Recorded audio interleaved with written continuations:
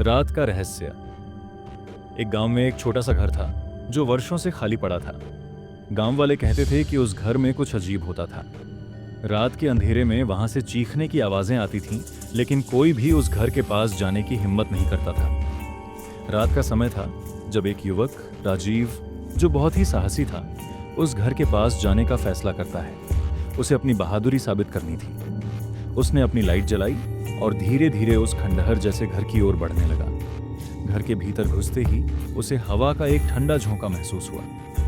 दीवारों पर एक अजीब सी गंध थी। जैसे ही वह एक कमरे में प्रवेश करता है, अचानक दरवाजा बंद हो गया। राजीव ने डर को अपने भीतर दबाते हुए दरवाजे को खींचने की कोशिश की, लेकिन वह नहीं खुला। तभी उसे किसी के कदमों की आवाज सुनाई दी। वह मुड़ा और देखा कि एक खौफनाक महिला की छाया दीवार पर झूल रही थी। महिला का चेहरा पूरी तरह से काला था।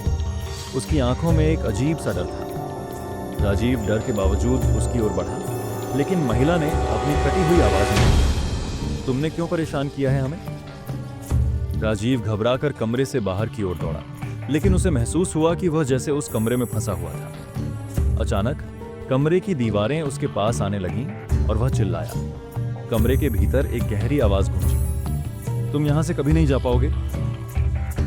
वहां की हवा में सर्दी बढ़ने लगी और राजीव का दम घुटने लगा। वह जोर जोर से दरवाजे पर ठुकरा लगा, लेकिन दरवाजा नहीं खुला। धीरे धीरे उसकी आंखों के सामने अंधेरा छाने लगा और उसकी आखिरी चीख हवा में खो गई। गांव वालों का कहना था कि उस घर में आज भी राजीव की आत्मा है और जो भी उस घर में जाता है उसकी आत्मा भी उसी में फंस जाती है।